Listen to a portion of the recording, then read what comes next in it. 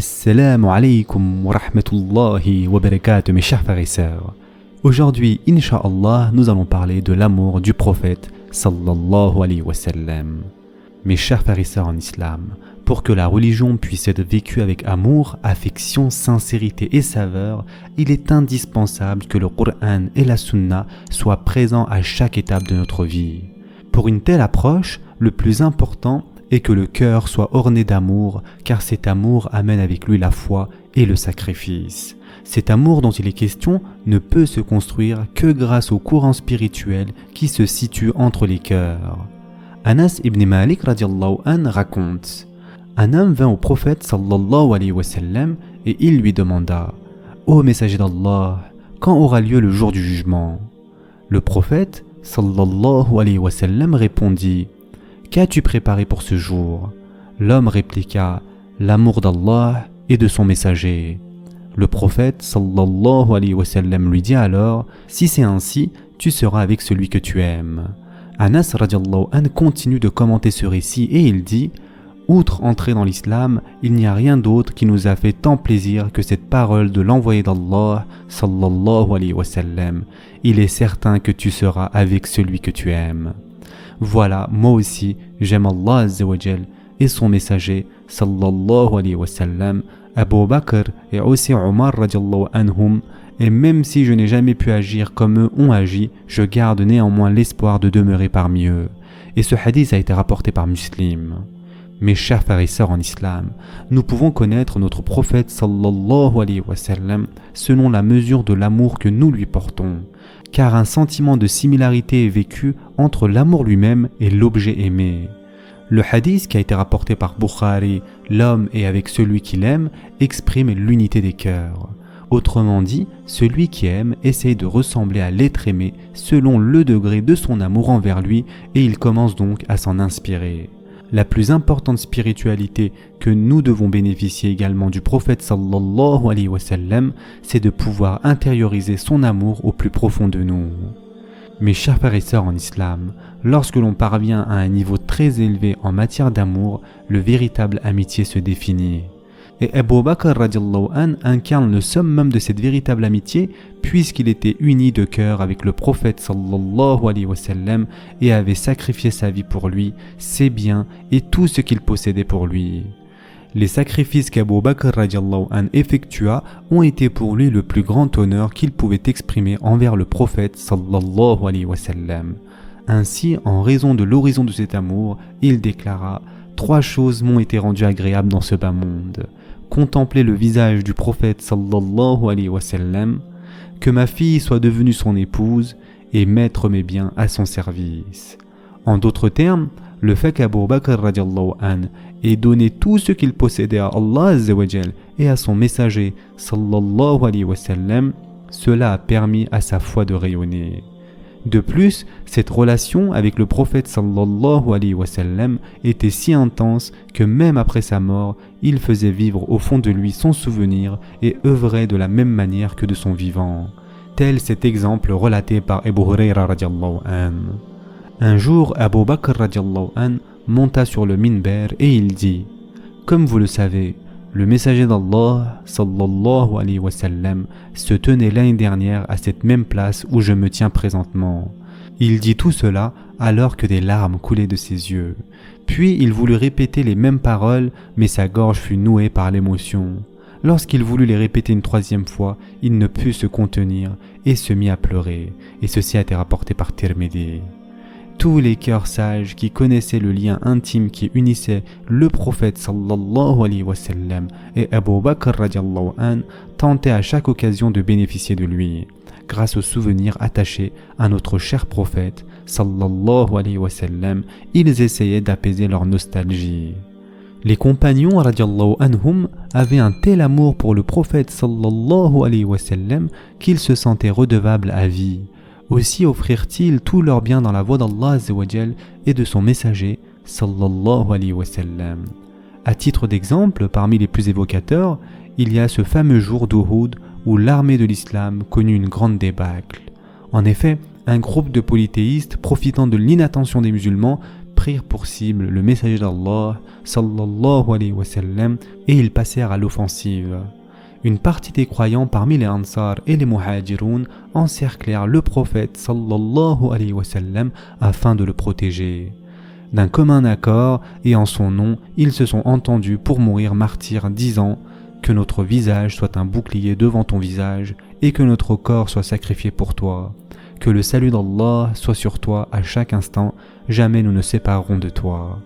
Avec la force qu'il leur restait, ils combattirent jusqu'à leur dernier souffle, et ceci a été rapporté par Ibn Sa'ad. De plus, comme vous le savez, Abu Talha radiallahu an était un excellent archer qui tirait très vite. Lors de la bataille d'Uhud, alors que le combat était intense, 2-3 arcs néanmoins se brisèrent dans sa main. Le messager d'Allah sallallahu alayhi wa sallam s'adressa à tous ceux qui possédaient encore des flèches dans leur carquois. Et il dit « Déposez vos flèches auprès d'Abu Talha ». À un moment donné, quand le prophète sallallahu alayhi wa sallam voulut se retourner pour examiner la situation de l'ennemi, Abu Talha radiallahu anhu dit « Que ma mère et mon père te soient sacrifiés, ô messager d'Allah, ne lève pas la tête, peut-être que l'une des flèches de l'ennemi pourrait t'atteindre.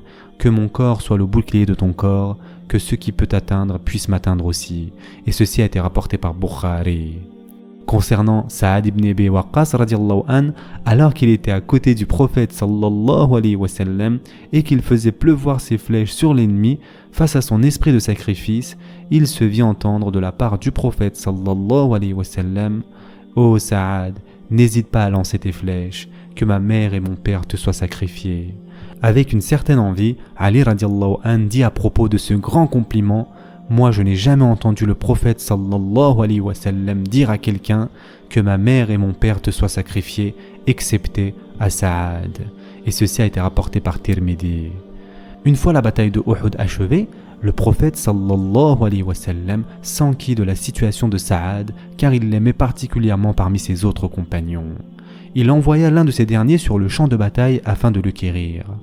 Le compagnon, malgré les recherches effectuées, ne put retrouver Saad. Cependant, alors qu'il fut sur le point de s'en aller, en guise de dernier espoir, il se mit à crier « Ô Saad, c'est le messager d'Allah qui m'envoie. Il m'a ordonné de lui dire si tu es toujours vivant ou bien martyr. » À ce moment, Saad radiallahu an, qui vivait ses derniers instants et qui n'avait plus la force de répondre, ayant ouï que le messager d'Allah sallallahu alayhi wa sallam s'inquiétait de son sort, rassembla toutes ses forces et il dit « Je suis ici, parmi les morts. » Le compagnon qui avait été envoyé par le prophète sallallahu alayhi wa sallam se précipita près de Saad radiallahu an et il trouva son corps transpercé de coups d'épée. Il put néanmoins recueillir ses dernières paroles sous forme de gémissement.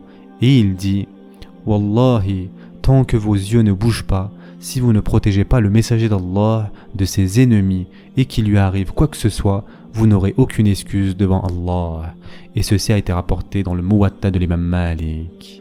Mes chers frères et sœurs en islam, les compagnons qui ont évolué dans un tel climat d'amour disaient à notre prophète sallallahu alayhi wa sallam que ma mère et mon père te soient sacrifiés, ô messager d'Allah. Ils sacrifièrent en effet leur vie pour lui. C'était pour eux quelque chose de totalement normal. Parmi de nombreux exemples, nous pouvons citer celui vécu lors de l'événement de Rajji. Le messager d'Allah sallallahu alayhi wa sallam avait envoyé des enseignants auprès de tribus proches de Médine afin de leur apprendre l'islam.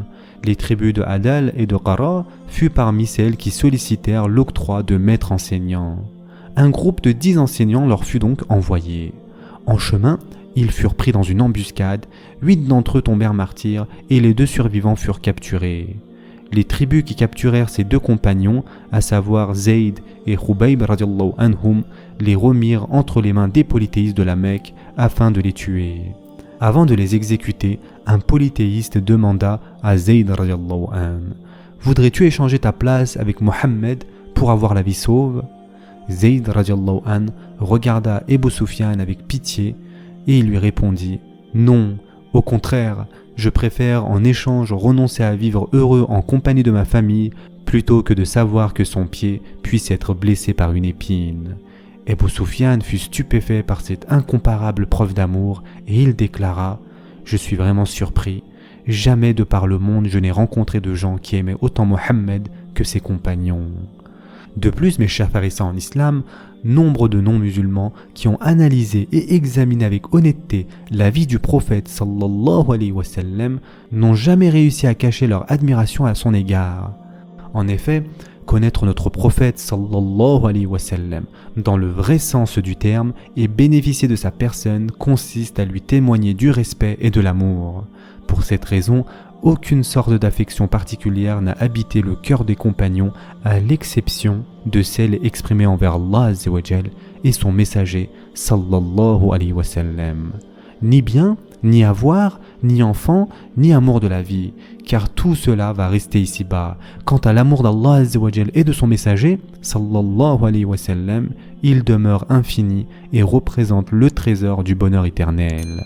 De plus, mes chers frères et sœurs en islam, Hassan al-Basri radiallahu an rapporte que les compagnons radiallahu anhum demandèrent au prophète sallallahu alayhi wa sallam: Ô messager d'Allah, nous aimons tant Allah le Tout-Puissant, pourrais-tu nous dire ce que cet amour implique?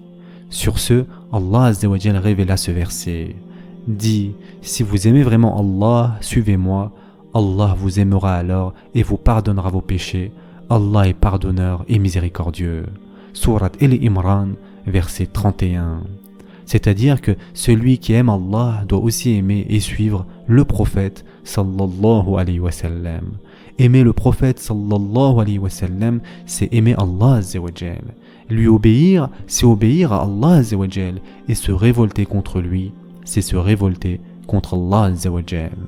Ce sera tout pour aujourd'hui. Je vous souhaite dès maintenant un bon iftar. En attendant, prenez soin de vous mes chers frères et sœurs et à très prochainement, Inch'Allah.